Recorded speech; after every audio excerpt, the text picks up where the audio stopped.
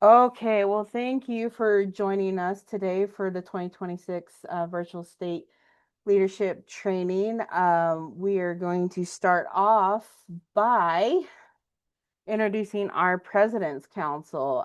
So, Casey, would you please introduce yourself and just let them know what you do for the association? Of course, Nicole, and good morning or afternoon, depending on where you're joining from today. I hope you all are safe and well and hopefully warm, depending upon the weather that you may be experiencing. I'm Casey Bozeman. I work for the University of Georgia as a state 4-H specialist and get to serve as the current president of NAE 4-H YDP. I just want to express gratitude and appreciation for you not only being here today, but certainly serving in a leadership role in your state association. Our jobs are extremely tough. They can be rewarding, they can be fun, but they can be tough too. And so to take on an extra leadership role and be engaged at that state level and hopefully be engaged or perhaps more engaged even at the national level is a lot of extra work. So know that I just want to express gratitude and appreciation for all that you do and say that the National Association is quite large. We have over 4,000 members, which is extremely exciting, but many times it can be challenging to lead such a large group of passionate people. So just know that myself, along with our President's Council, the state relations team, that you'll have the opportunity to meet here today, and the entire Board of Trustees is always working to better ourselves and serve those members. We want to fulfill our mission and vision and be that leader in professional development as it relates to our work. And so you're going to continue to see things that perhaps if you've been a member of the association for a while, they continue things like our awards and our annual conference. We're trying a lot of new initiatives as well. And so want to make sure though that you feel the support, you feel that sense of belonging that a professional association can offer you. So I appreciate you joining in today. I'm realizing you're probably balancing a lot of responsibilities. Of course, we're here to always be somebody to listen and perhaps offer ideas, suggestions, and find more ways for you to get integrated, not only at the national level, but feel the support you need to lead that state association. Great. Thank you, Casey, so much. And Vernon, are you on with us? Not yet. Okay. Vernon is our president-elect on the board, and he was going to try and join us. If he pops on a little bit later, we'll have him introduce himself. Alyssa, would you mind introducing yourself and sharing about your position?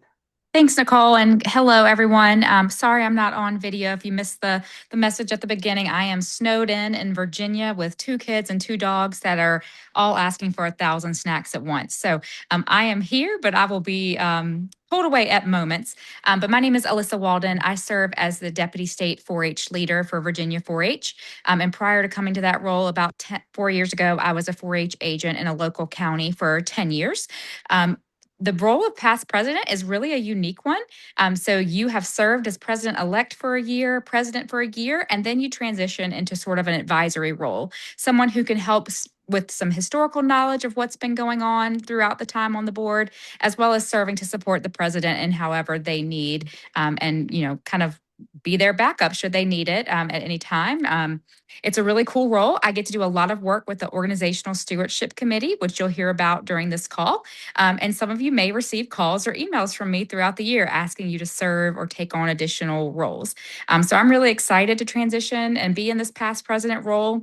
I'm also currently the president elect for JSEP. So some of you may have heard JSEP before. And so the members of President's Council also serve on the JSEP Board of Directors, the Joint Council of Extension Professionals. And so I am currently in that president elect role and will become president of JSEP in April. So service is not quite over yet. So I'm excited to continue serving this group as well as all of Extension. Awesome. Thank you so much, Alyssa. We appreciate you joining us. So that is our President's Council for the board. And next, I would like to introduce our state relations team. So for those of you who don't know, my name is Nicole Reed, and I am the State Relations Chair, and I'm also the Western Region Finance Director.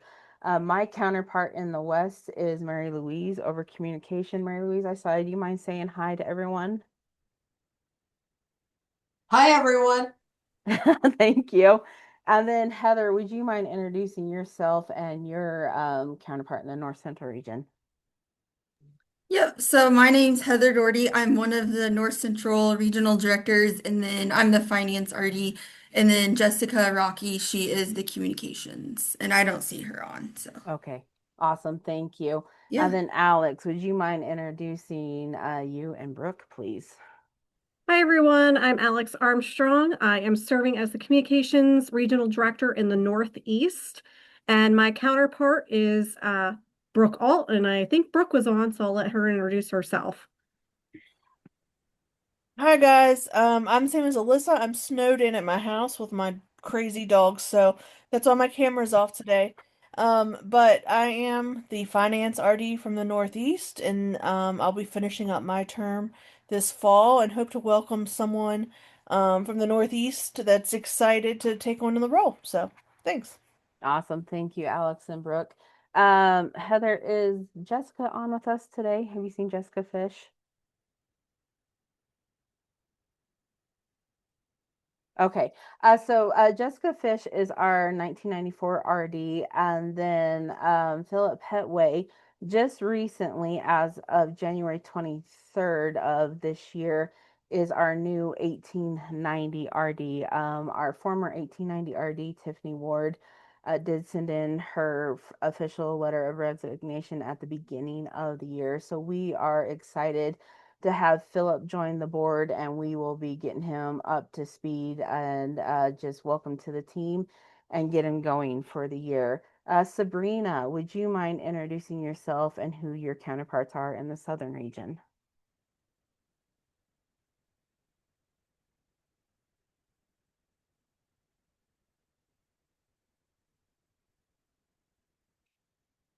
Sabrina, if you're trying to speak, you're muted. I can't see you at this time. Oh, there you are.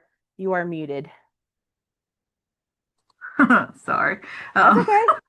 I hit the button and it did not unclick. But I am Sabrina Hayes in the Southern Region RD for communication. I'm from Florida A&M University, and rounding out the Southern Region is Lewis from Kentucky and Caleb from Georgia. And I don't think either of them are on.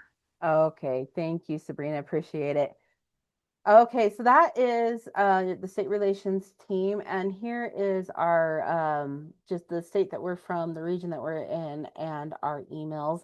And like I said, we will be sending out this recording after the fact so that you will have those emails, and it should be in the state officer handbook that we sent as well. Since we do have Philip a part of the team, we will be also sending an updated version with that state officer handbook to make sure that you guys have all the current information. So continuing on the topics that we are going to be covering today, because last year we were asked to really dive into subcommittees on your state association executive council. What are some subcommittees that could be added, and how do you implement them?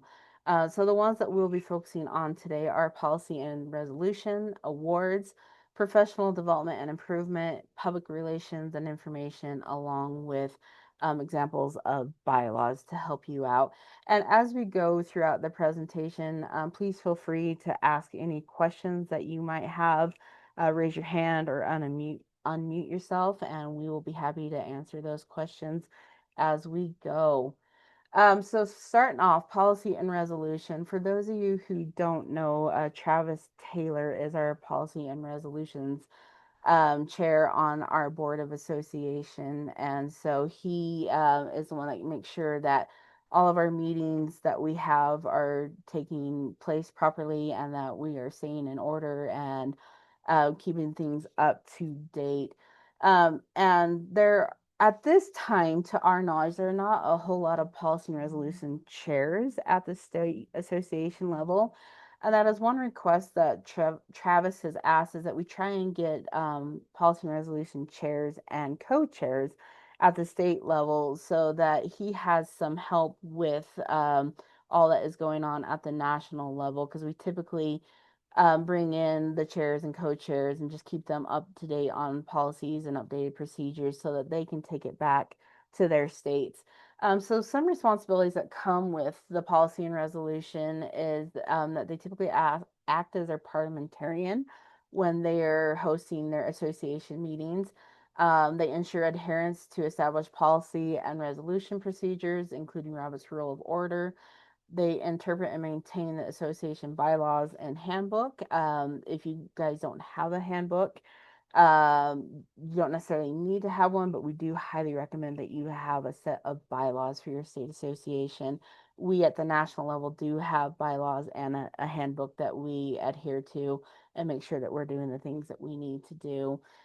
They recommend draft and implement updates for governing documents, provide guidance to the state association executive council on policy and resolution, and so some recommendations, if you don't already have this in place, would be to um, get a co-chair and a chair, typically serving in the role about a minimum of 2 years. So you do a year as a co-chair, learning underneath your chair, and then 1 year as chair. Now we understand that that might take a little bit longer, especially if you don't have these roles, and so you might adjust the time frame for it. But that is something that once you get that going, that you would add to your bylaws so that it was clearly stated what the terms is and for how long. And then you always want to have a co-chair training underneath you. And this is for any of the positions, whether it's policy and resolution, awards, professional development. It's just a good rule of thumb just to keep people being trained and being able to step down, because it's very common for people to get in leadership roles and then to keep serving in them because for several different reasons. Either you don't have a lot of people in the association at the state level, you don't have someone trained and ready to take your place. And as Casey was mentioning earlier, our jobs are busy, and taking on these leadership roles is something extra. And we all need help and support. We're in this together, so to be able to train someone to be able to take your place is very beneficial, so that we can keep passing on the institutional knowledge and keeping our state associations as strong and vibrant as possible. So before we move on to awards, does anyone have any questions about policy and resolution?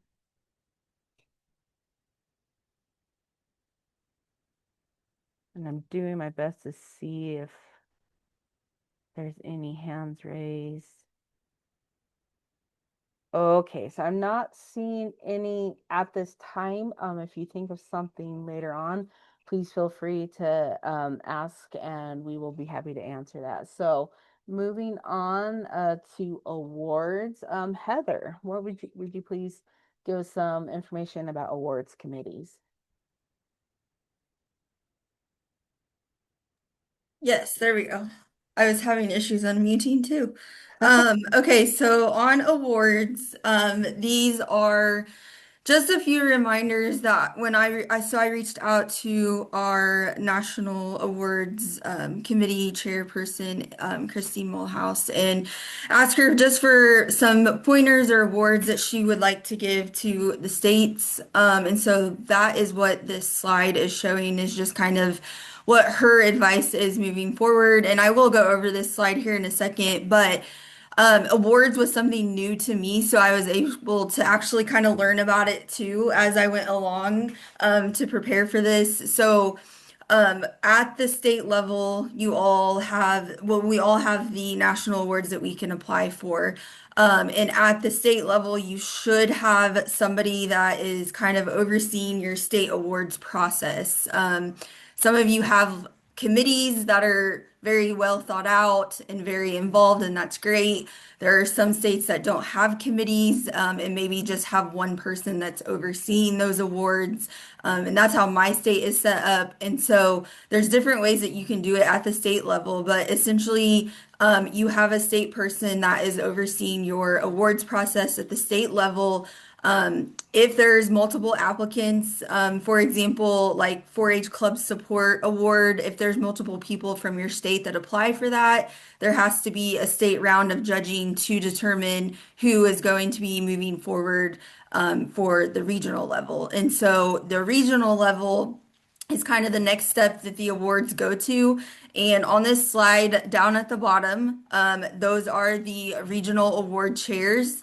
In case you didn't know who that person was, that is the list and contact information. They typically communicate with whoever your state representative is or your state awards rep. And so you may not hear a lot from them. It's because whoever that person is with your state is communicating with them. And so if the award is selected at the state level, it goes on to the regional level. It'll go through the judging at the regional level, and then from the regional level, it goes to the national level. And so it's kind of a little bit of the process of how the awards structure works. So it's really important at the state level is that you get your awards to the regional chair on time, because if we're waiting for one process to still happen in a state, it holds the whole process up for everybody. So that was the biggest thing that Christy wanted me to make sure to mention. Um, it's also important to make sure that you meet the deadlines, obviously, for when the different rounds of judgings are happening, because they don't really want to have to go back and track down everybody. The award portal will open hopefully mid-January through March. You know, we're at the end of January. I have not heard an exact date, but if somebody else has, feel free to educate us on that. And so we there might have been an exact date that was said in the Zoom that was a couple weeks ago about awards proposals. Oh my, I wasn't able to get on that because I was sick. But if there is a specific date that somebody knows, let us know. But typically mid-January through March, you will get emails about it probably a lot of times. So, um, let's see what else.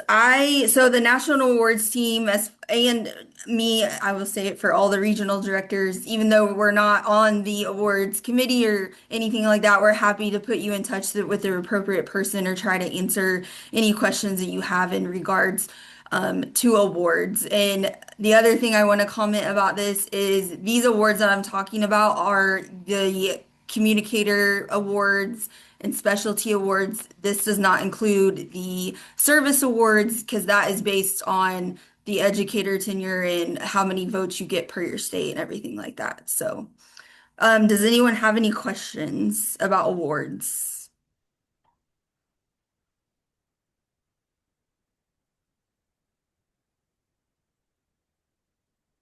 Okay, well, thank you, Heather. Okay, someone commented the awards portal is not open yet, hopefully early February, and will be due March 8th. So you can put March 8th on your calendar.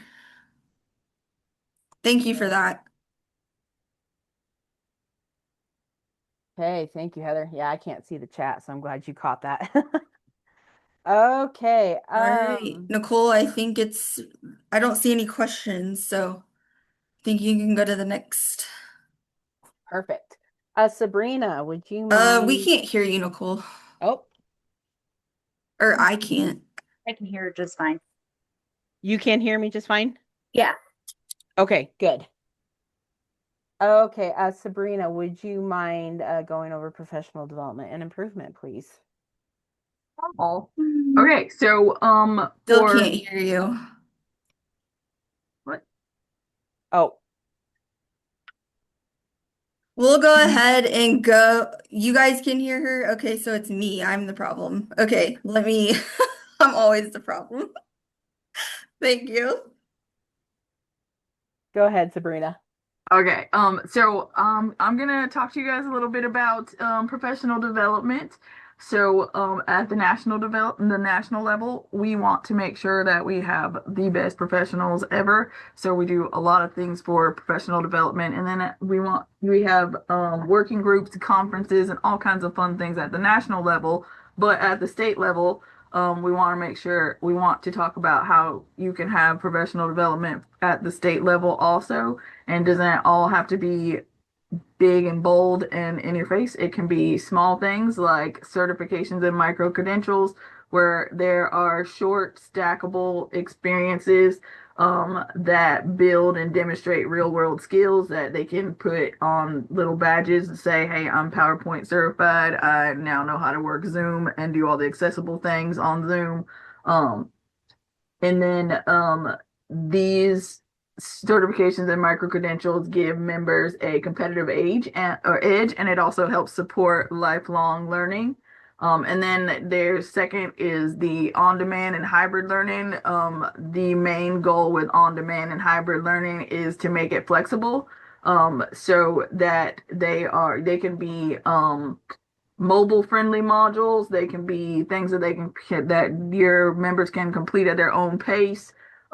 They can be virtual workshops. It can be a portion that is in person, a portion that's virtual. It's the goal for the on-demand and hybrid learning is just to make the training accessible regardless of their schedule or location. So we all know that everybody's not going to be in one spot at one time. So we have to make sure that we offer things like this is recorded. So if you couldn't be here today, it's going to be recorded. You can watch it later at your own pace. So maybe you have some things that you want to show to everybody, but everyone's not going to be able to get on that call Tuesday at 2. It can be recorded, or it can be so it can be flexible. Um and then invest in training around emerging skills. What are the hot topics for your region? Everybody's region is going to be different. It's going to vary by region and even by state. And even within the state, it's going to vary about what was the hot topic. Those things might be digital literacy, AI tools, entrepreneurship, workforce readiness. But if you can come up with some high demand skills, it helps to prepare everybody for the things that they need to take back to their state, or to their region, and their district, their county, their parish, whatever y'all have anywhere you're from. And then there's also a social side to learning. So if you can create opportunities for peer-to-peer engagement, that would be great. If you don't have one, you can think about launching mentorship programs where you pair a young professional with an experienced mentor. Those types of relationships help broaden perspectives, build confidence, and it helps both the younger professional and the older professional feel supported in their growth, because sometimes the veteran learns from the newbie and vice versa. Um, and then also, some things you could do is make the opportunities accessible by providing financial support when applicable, because the cost should not be a barrier to learning, growth, or participation. So if you don't have a professional development or improvement model in your state, you can kind of build one using these 5 items here, or you can reach out to anybody else, and the RDs, and we can help you with that. And like I said, National has at the association, we have working groups and lots of professional development opportunities for you to work with. Any questions?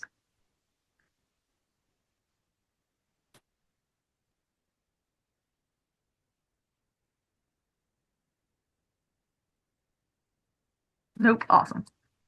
All right. Thank you, Sabrina. Okay, Alex, would you please talk about public relations and information? You're muted. Let's try that again. Can you hear me now? Yes, thank you. All right, so public relations and information is a committee that's been pretty dear and near to my heart because that's what committee I serve on in our state. I've also seen other states, according to their bylaws, refer to it as marketing as well. So this committee provides members with a flyer or some kind of information promoting the association and wanting them to join. So when our committee in Pennsylvania created a flyer and we put it in our welcome bags. So we provide new educators with this information on the association when they start. So then they get that right then and there. We have a member of our committee that is in the state office, and that's how we distribute the flyers and information. This committee might also offer different fundraisers for your association to sell. Um, some items that we have sold before promoting our association or just Pennsylvania 4-H has been t-shirts, sweatshirts, raincoats, polos, things like that. We kept our designs generic so we can extend the sales to volunteers and members in the state as well. This was just a good idea to get a couple extra dollars for our association in case we wanted to do something or needed those extra funds to send somebody to a conference or something like that. Another thing our committee has done in the past has been planning large scale events. We haven't done this in quite a while because it got pretty pricey and our attendance dropped. But we have had Lady Lions games at the university. And I know when our committee met here in the fall that we're going to try and do another fun big event that our association can plan and then send it out to get our members and leaders involved in that. When Pennsylvania hosted the conference in Pittsburgh a few years ago, some other things our committee got to do was we got to design the logo for the conference. I just happened to be the chair of this committee in our state when we got to do that. So it was really neat because we came up with 3 different designs and then had our association pick the actual logo for the conference.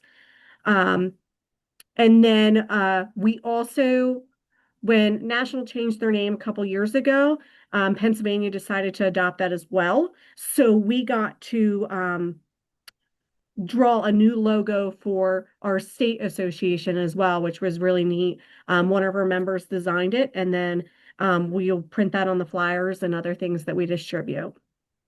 So that's a little bit about how our public relations and information committee works, but it's mostly the marketing and promoting the association across the state or across the country or in your states as well. Are there any questions? Alex, would you mind checking the comment box because Heather can't hear us? So, are there any questions in the comment box? Maybe. I I'm don't know if back. I got it. I got my stuff Oh, working. fabulous. I There are don't no questions. think Nope. there's any questions. Yeah. Okay. That's all I have. Okay. And Heather, is Lewis on? No, he's not. Okay, perfect.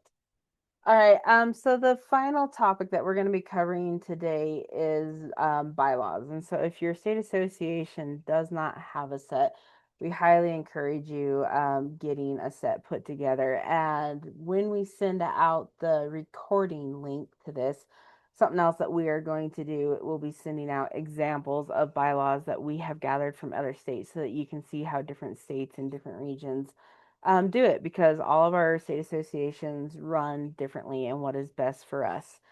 So here's just some things that you need to think about when you're doing your bylaws, when you do have them, is making sure that everything is up to date. They should be reviewed at least once a year, and this is where your policy and resolution chair and co-chair come in. And things to consider having in your bylaws is your association name, rule of order, order of business, dues. So how much are you charging your state dues? Executive committee membership. So who makes up that executive committee? And what are going to be your subcommittees? Who are your chairs, your co-chairs? And what are the term lengths for those? And then when do you do nominations and elections in your state? And then, okay, so for example, let's say you do your nominations in October, elections are in November. Does the transition automatically happen there, or is it at the beginning of the year in January? So just some different things to be thinking about what are the duties of the officers in the executive committee? And so just lining those out so it's clear of this position is in charge of A, B, and C. But even though you have your position descriptions, you're still a team. You're working together. We all have our regular jobs, and this is extra. So just helping each other out so that you are as effective as possible. Delegates to national meetings. So who from your executive council might be going to the Extension Leadership Conference or to PILD? Are you all going to go to the national conference? Just be thinking about those. And if you have funds to help send these people, how much of those funds are going and who are they going to?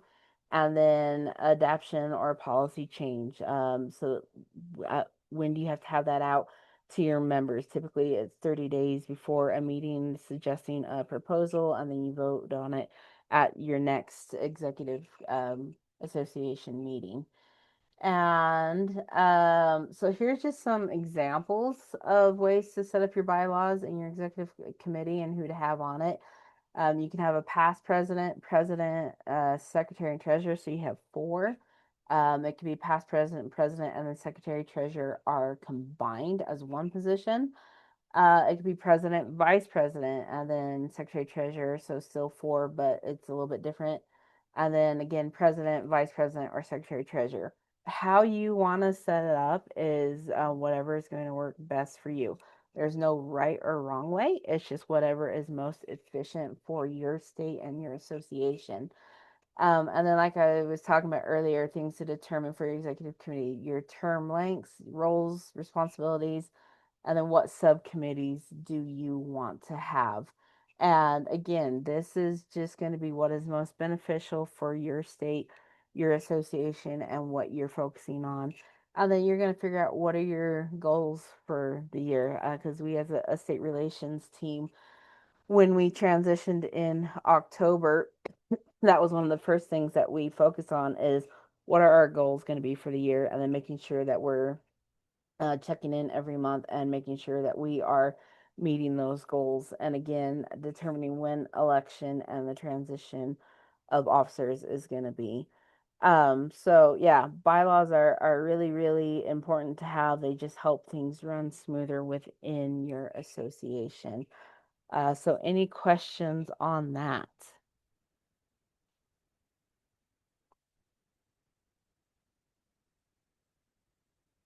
Okay, well, that is all that we had for today. So I'm going to open it up to just any general questions at this time that we can help you with. And again, you can put it in the chat, unmute yourself, however you would like to ask your question, whatever your comfort level is.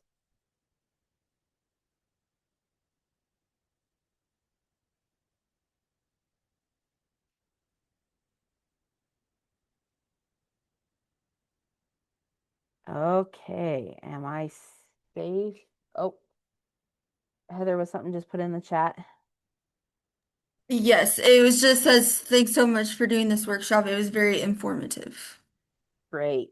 Okay, well, please know that even if you don't have questions today, if they arise at a later point, reach out to us at any time. We are here to help you. That is our role, is to make things as efficient and just be there to provide leadership and guidance to help you within your state associations.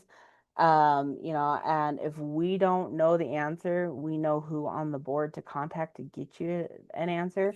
And we're here to help you with all aspects that we can so that you guys are having an effective state association and just providing the service that your members are needing at the state level. And anything that we can do to help, we are happy to help. One final thing, if you wouldn't mind just scanning this QR code, or when we send out the link, you can click on the form and just filling out this quick Google form. It's literally 4 or 5 questions, is it? Just so that we know how that we can better serve you, better help you, and what things that need to be addressed in next year's state officer training. So I am going to, I'll give you guys a few minutes to scan that. And now I'm going to stop sharing. But again, thank you everyone for joining us today and taking time out of your busy schedules.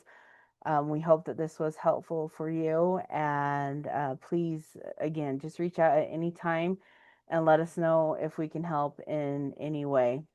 Other than that, thank you. Have a wonderful day. If weather's crazy, stay safe, stay warm, and hopefully we will be seeing a bunch of you next week at the Extension Leadership Conference. Thank you, everyone, and have a great day.